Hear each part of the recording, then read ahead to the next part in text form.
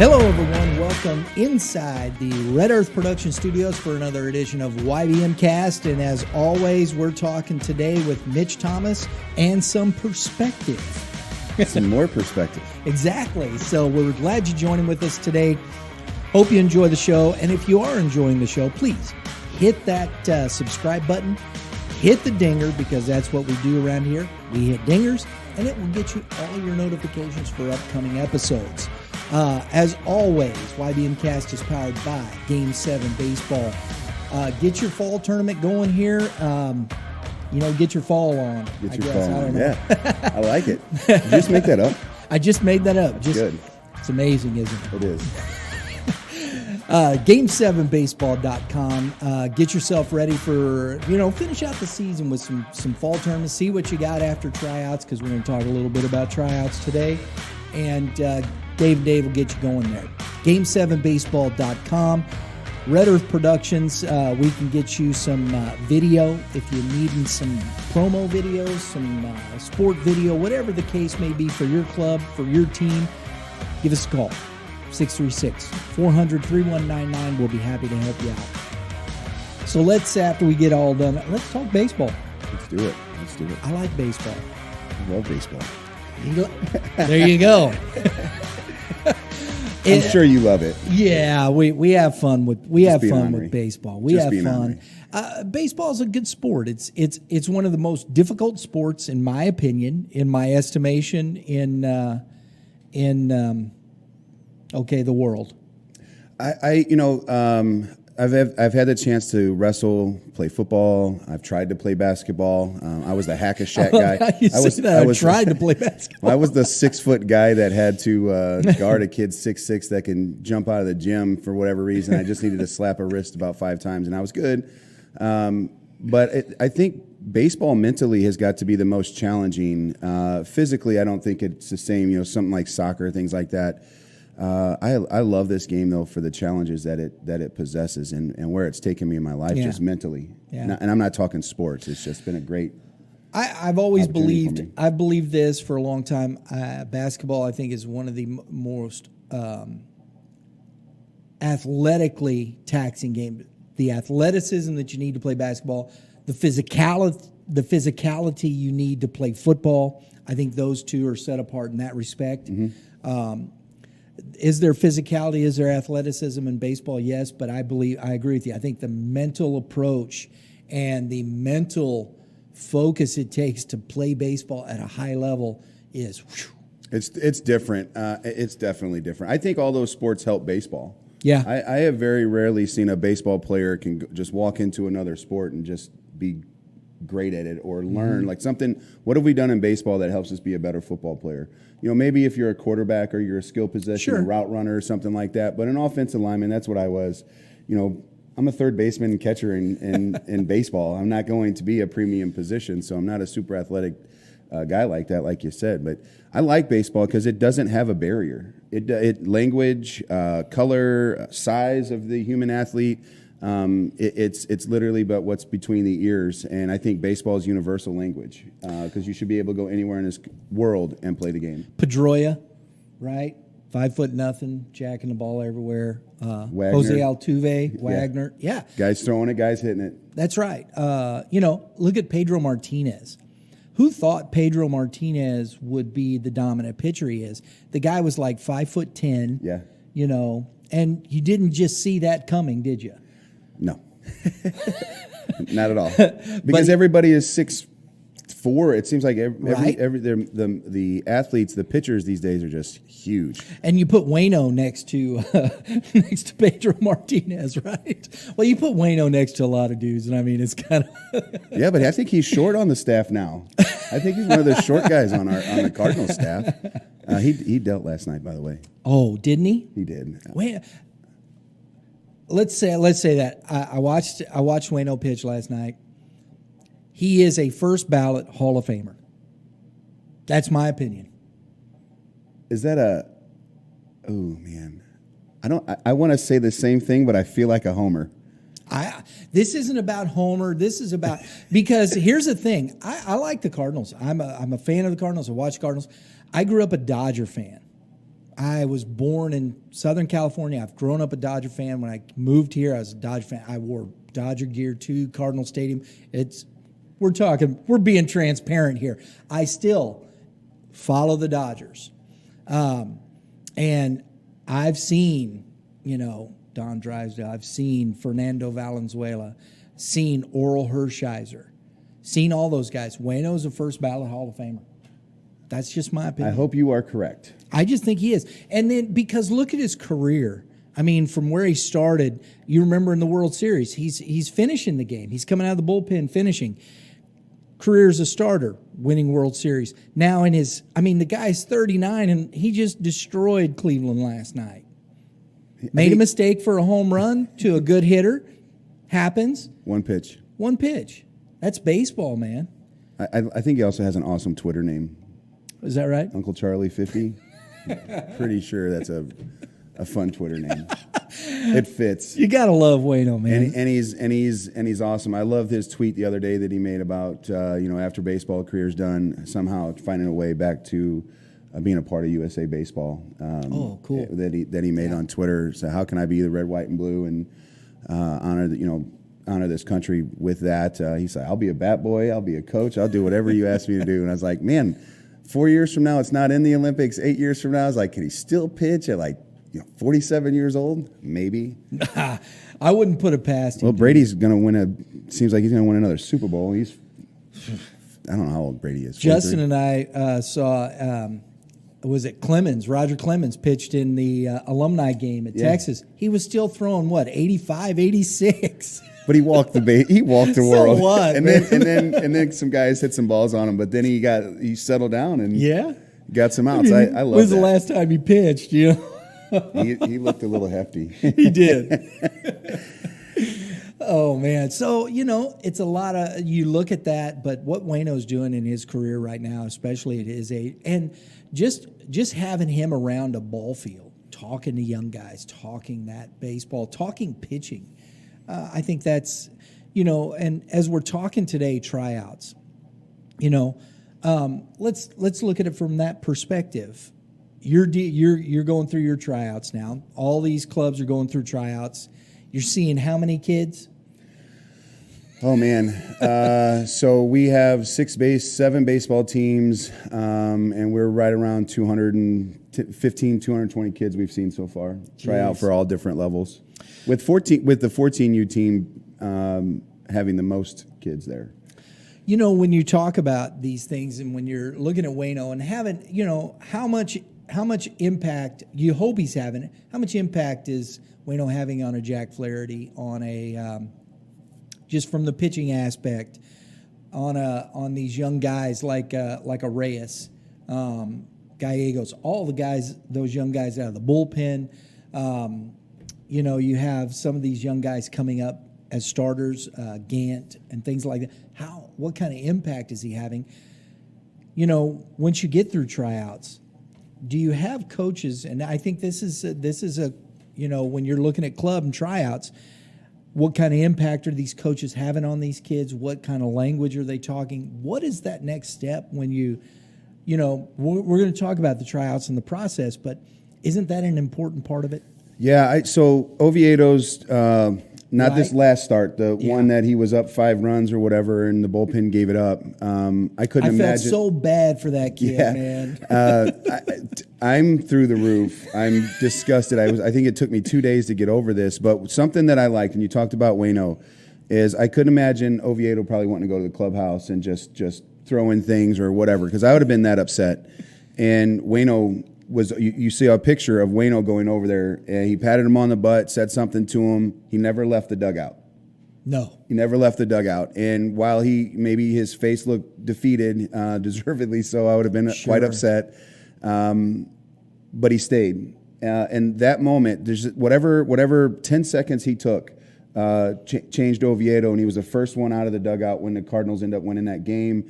And it was just, to high five his team. And just that moment, you never know what few words you say to a person. And I think that's the same way what we can do here as coaches is when a kid is going through adversity or facing something, you cannot you cannot do certain things. And I thought that was a big moment. And I think as coaches, that's where kind of we make our money right now, in building that mindset and how to deal with adversity. Because that was a big moment. That's an opportunity for his first win. And we have guys that are throwing the ball well enough to get out of it, and it was meltdown. You know, it's interesting. I was talking with Coach Perkins last week before they went. They're down starting today, down in Florida. The Futures Games, Team Missouri, PBR Futures Games. You talking about Coach Perkins at Howe? Yeah, he's coaching that team for Kevin Mulder, PBR. Gotcha. Yeah, we were talking about this, and I remember I'll never forget this. When Justin was going 8, 9 years old, you know, I had him in pitching lessons because he wanted to pitch. So I said, if he's gonna pitch, I want him to understand what it takes. And we talked, and I'll give a shout out. That was Drew Prater. I think Drew's a very good instructor when it comes to pitching.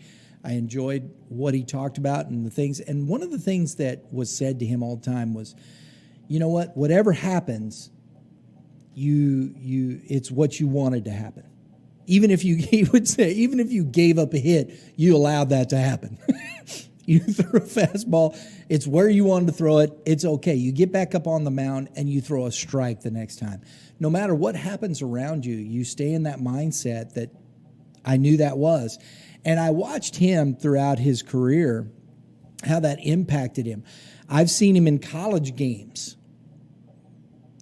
It was interesting because there was one particular game, and it just struck me because I remembered it. I didn't always think about it, but kid hit a home run. It was a close game. He ended up pitching. I think he lost the game 1-0 off of that home run. Okay, it happens, right? But I remember when after the kid hit the home run, the next pitch he threw was a strike to the next batter. Got out, boom, done. How does that affect what you say? How does that affect that player? And when you're talking about tryouts and what you're talking to people about and parents, I think I think it's very impactful because training how you develop the player mentally, I think is the greater factor because the body follows the mind. If you're developing them mentally, it's easier to develop them physically. I agree. We actually use some of that in how we host our tryouts because at the end of the day, when we compete, you know, things like measurables are irrelevant to me. I want to see a kid have failures, how they deal with failures, and then how the others behind him deal with assisting their pitching staff or a guy who has failures. So I am 100% team first, and I believe the only way you can find out about who is team first is through competition, which will probably lead us into our tryout conversation. But I think that's a big deal. Mental toughness, awareness, especially just, you know, the things that we just heard today with Simone Biles and the things going around. There's just a lot of mixed feelings. That's sad, man. Big time.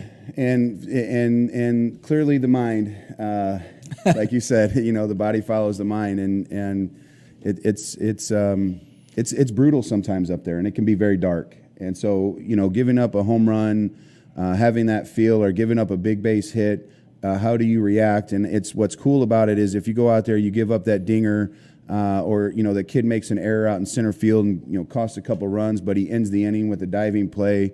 The whole team is so excited for him, and everybody forgets about the error all of a sudden.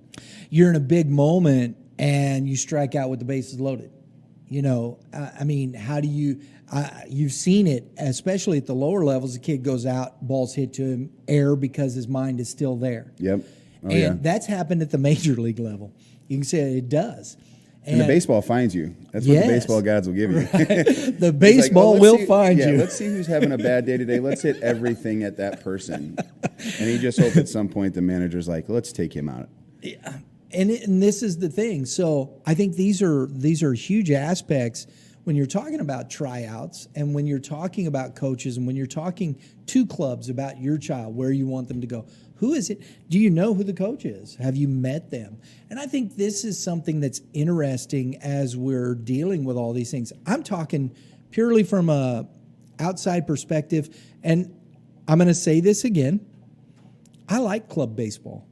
Personally, I do. I liked it when it started. There's always factors I think that can be better. There's factors that maybe we could eliminate, but that's not for me to decide. I'm just going to talk about the things that I believe we should talk about. Yeah. I remember when we talk about tryouts, when we talk about where do you put your kid, you just went through this experience, probably not necessarily the first time, but one that you were more involved in, correct? Correct. It's 14U. So I've been coaching softball for 15 years, whatever it's been now. And last year was my first time getting back into high school. I coached high school baseball at Timberland as a freshman level. When I got there, I felt like our freshmen weren't prepared for high school baseball.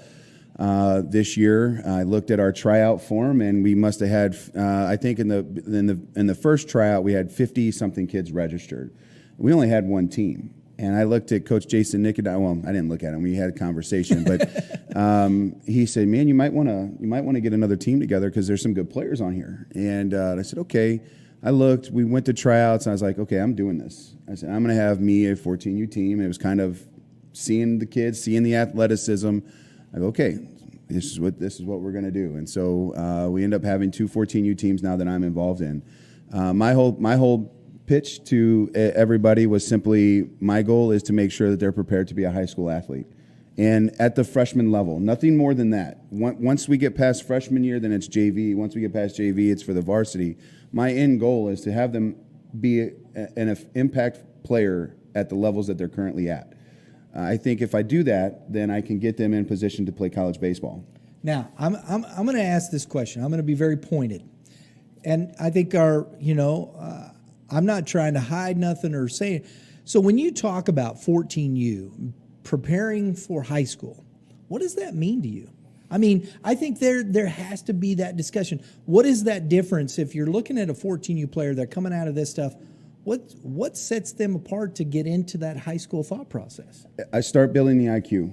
Okay. I feel like our sport lacks a lot of IQ right now. What to do with the baseball and it be free. You could just see wheels turning when a ball's hit to certain kids. They don't have an idea what to do with it. I think some of that's confidence too. I think IQ and confidence kind of go hand in hand a little bit, but I would agree with that. I don't think kids are challenged at the 14U. We'll go back to another thing a conversation we had to. It was about roster sizes. Right. When we have 11 and 12 kids at the 14U level, they go right to high school. Some of these high schools, again, around here are great. I mean, the GAC's camps going on right now. Yes, the freshman camp. And there is hundreds of kids. There's 200 kids, and there's probably 200 some of the best kids in the area that are there. There's some kids that aren't going to make it, but at the end of the day, Timberland has like 20 dudes there, and they're all really good, freshmen. And I'm like, okay, well, you can't have 20 kids on your roster, so somebody's going to get cut. And then what do you do with the backup kid? The kids that might start on their summer teams, and they're just not prepared for that. And so, they're not and the thing of it is, that's the point of it. They're not mentally prepared for that. At all. And so, how am I a role player now? Well, how do you deal with sitting on the bench? Right. And just in general. And so I want to create that dynamic to where we have to be team first. I want my kids being on the forefront of every conversation. I don't want them standing in the back of the line. I don't want them to feel that they don't have a voice, because that's what I'm seeing at tryouts, are the kids that stand in the back row are usually the kids that are not, they're getting overlooked. Now, let me ask you this too. When you're talking about that, when you're looking at those 14U kids and you're talking about tryouts in this part of it, and you're dealing with that, getting them prepared for that high school thought process, are there some of those kids that are at this freshman camp? Do the parents look at that and go, and we don't really know, but do they pull the kid when they don't make the freshman team and they say, well, I'm going to take him to the private school over there because that's where he'll play and whatnot. Do you think that factors in? Does that come to that? I haven't seen that yet. I'm sure that stuff happens. I don't know that. I don't know that I also invest any of my time into right, because personal experience, not me personally, but family members at a high school, local high school, freshman kid coming on, touted this, that. He'll be the starting shortstop as a freshman on the varsity team, or I'm taking him to that kind of conversations. I'm sure that those happen. I am fortunate enough that I don't have to deal with that. I am sure those conversations I think happen. That's terrible. Oh, the entitlement thing, we'll have another so episode how do on you that. How do you deal with that when you're and do you see that at the 14U tryout for the club team? I have been fortunate not to, but my club is, I think, a mid-tier program. So I don't know that we have parents that have these lofty expectations for us. So I don't have to deal with that specifically. Now, going into high school and having that experience that I did my freshman year, there was a lot of that. There was a lot of that right off the bat because everybody would question because we started off so poorly. Well, why isn't my son doing this? And there was entitlement there. My son starts on this team. I said, there's 11 kids on that team. There's 18 on our freshman team, and he's not one of the best 9. Sorry. He might be there, but there's a lot more rec team or club teams. I didn't mean to say rec teams. Yeah, I understand. Sometimes they might be that. But at the end of the day, there's just more kids. It seems like playing that level. When the pool becomes larger, there's more opportunity for kids to be better. It's just the way it is. If you have a larger pool to draw from, I should say, I can be more selective because, and here's the other part of it. You were talking about analytics or measurables in these tryouts. When you're talking about 8, 9, 10, 11, 12, those kids are not developed enough, in my estimation, to really look at anything measurable. I personally would expand that even into the high school age groups unless you are trying to do what some of these teams are doing, like Midlands Nationals teams, some of the scout teams for the Prospects or the Rawlings Tigers. I think those matter there because they have the types of kids who potentially are next level. And I think that matters because you're starting to have growth. For me, I don't need that at a tryout. I might measure them when we are a team because I do want to see that growth individually, and we can still do that. But I don't think at a tryout, if a kid can run a 60, I agree. I if understand. he can't track a fly ball, I don't want the kid. If he is a bad teammate, I don't want a kid that can run a 6'9", 60, just because he's fast. Right. I'll take a kid I think that's a 7'5". sometimes we do that, right? Yeah, because he's an athlete. There's no way you can run a 6'9" without being an athlete. Right. But what is he as a teammate? And as a baseball player. I need a guy to catch the baseball. This is, I think, where measurables get lost in certain respects. And when you're talking about tryouts, I do think the measurables can become something within that 13, 14U range because if it's done properly, it can give an athlete who wants to grow an opportunity to see where he's at as an athlete in these measurables. What can I do to be better? What can I do to enhance my abilities? Do I need to get in the weight room because my exit velocity is not there? As a pitcher, do I need to increase my velocity? What can I do there? My spin rate. So that gives me a targeted goal to set, not as I'm the best, but for me to get better and become a better baseball player. Yeah, I'll never disagree with having measurables. There right. has to be a, where we're starting and what our goals are trying to be. I just don't know that they're necessary, especially, again, this goes back to me only. No, I understand. We're giving opinions here, and we know what they're all like. And so I don't need that for a tryout only. So if we're speaking only tryouts, it's not happening at my tryout. only because, again, I can see the way the kid runs from home to first. I do things that we'll run home to first, home to second. That matters in a game. It matters in a game, and that's where we're kind of judged as a club, if you will, is how you win and lose and what you're bringing to each and every single tournament or each and every single day. And so I want a kid who can compete. And so we go out, and our tryouts are very plain. We'll run, stretch, throw. We do an arm strength thing. We don't do anything with velocity, so we don't do any pull downs or anything like that. We don't do any exit speed stuff. We take 5 swings off a tee, get loose. We do some soft toss, and we take rounds of front toss. And so kids will hit for 15, 20 minutes while the infield goes in. The infield guys trying out. We do full rounds of infield. So not 5 ground balls at shortstop. When you're a second baseman or a first baseman, you go to your positions. We hit around for 15 minutes. We take a bunch of ground balls. Coaches are, doing whatever they need to do. And kids will light you up. So you start seeing slow rollers. You start seeing miss hits. You see bad hops. And so now you can start to evaluate, and then we compete. Our pitchers get hot, and then we go out and compete. And everything we do is we do it. We call it a 2-pitch drill. And this is from a girl who played college. Gave me the idea.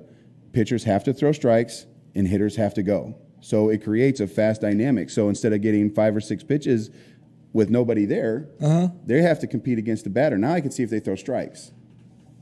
Now we get to see a kid that who wants to throw a 2-2 curveball, and does he have confidence in it? Yeah. And so it changes a lot. And I'm not. There's no no means without creating. You're creating that game type atmosphere without having to play a game. And I need that. Yeah. Because I want to know what the shortstop does when he makes a mistake. And I need to know what they're doing when they're not doing anything. Because at the end of the day, like, how many balls go to right field, or how many balls get hit to second or third, and things like that. I mentioned the future games. They're down there. They're starting today, and I think this is what's interesting. Now, I don't know about Perfect Game. I don't know. But I just know from PBR, my experience there with Kevin and what they do. And what they're doing today, the whole day, for all of these athletes at the Futures Games is all about measurables. They are going through their regular workout, measurables, whatnot, that they'll get. All these kids go through this process. They do that. It'll be a readout. Coaches, and even Coach Perkins said this is the event he's seen the most college coaches at. Okay, great. Or it might have been even Shadow that said it. Anyway, one of them said it. I think it was Coach Perkins. But after this, they'll play the games. They start their pool play. So now you have these measurables in front of you as a college scout, recruiter, and I see this big-time measurable, and I'm watching this kid play for the next 3 days, and do the measurables match what I see on the field? Yep. And I think that's basically what you're working at and trying to get to here. Eventually it'll happen for us that way. Right? For me, it's the eye test first, and then we could do the measurables and we build plans. And I think, again, going back to the mental side, I'm looking for IQ things.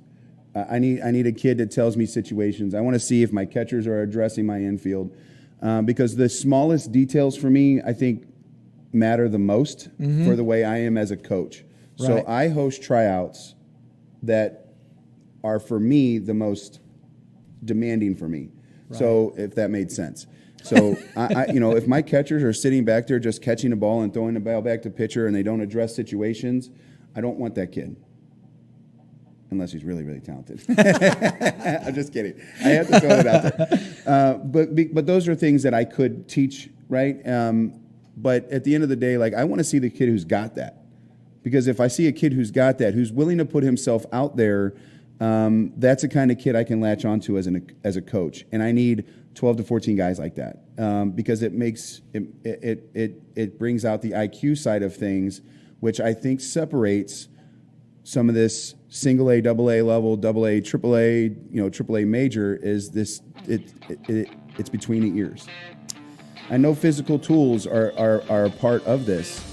But again, if a kid does not have game sense, and the mentality to be a dog, he's not going to go out and be productive. So he's a great athlete. There's a lot of great athletes that don't play sports.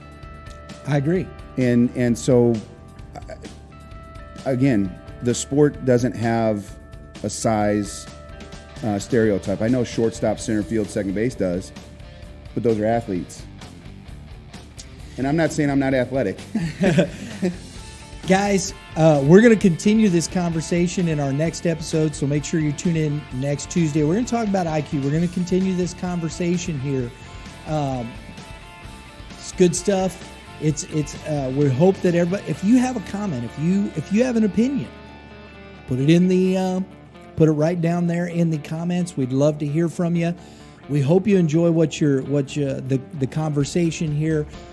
Always, remember, hit that subscribe button, hit that dinger, because that's what we do around here. We hit dingers because, chicks dig the long ball, right? They do. That's right. And you get all your notifications for upcoming episodes. You don't want to miss next Wednesday's episode because we're going to continue this conversation. We're going to talk a little more IQ and mental focus. I think that's a great part of this in the next part of this conversation. So remember, all you pitchers, keep throwing strikes. You hitters, hit them where they ain't. Everybody have a great day in the Lord, and we will see you next time.